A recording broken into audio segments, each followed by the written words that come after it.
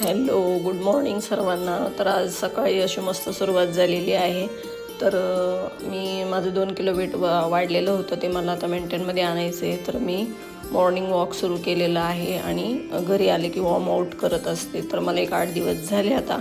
माझे आहो फक्त वॉकआउटला येतात आणि त्याच्यानंतर मग संध्याकाळी जिमला जातात 5-6 वाजता.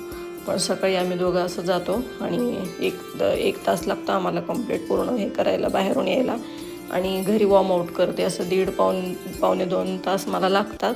तरी हे तुम्हाला असे मी फास्ट दाखवते कारण व्हिडिओ तेवढा होत नाही शॉर्ट.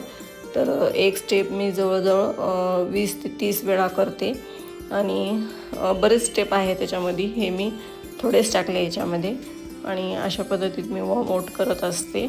आणि मला हे ना जिम हा प्रकार आवडत नाही कारण मला स्वतःला नाही आवडत.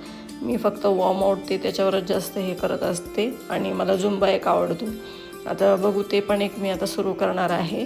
तर अशा पद्धतीत करते. तुम्ही पण करत जा, शरीरासाठी आपल्या खूप चांगलं आहे.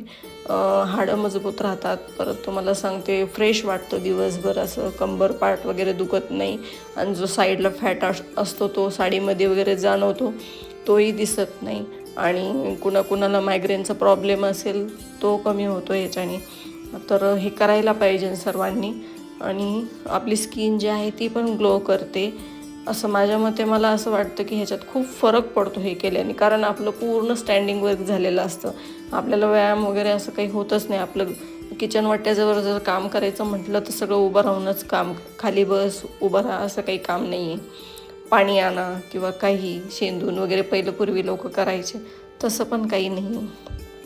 तर हे जे शरीराला अशा हालचाल होतात हे खूप गरजेचं आहे आपल्या शरीराला. बसणं उठणं, कारण झाडून पुसून बी घ्यायचं म्हटलं तरी पण आपण खाली बसून आता पुसून काढत नाही. झाडायचं म्हटलं तरी उभ्यानेच आहे. तर हे लास्ट बटरफ्लाय वर्कआउट आहे आणि हे अशी लूज करून घ्यायचं, नमस्कार करायचं आणि थोडंसं मग टेरेसवर परत फिरले. अशा पद्धतीत आजचा दिवस गेला सकाळचा माझा. कसा वाटला व्हिडिओ नक्की कमेंट करून सांगा. पुन्हा भेटूया पुढच्या व्हिडिओमध्ये. तोपर्यंत बाय बाय.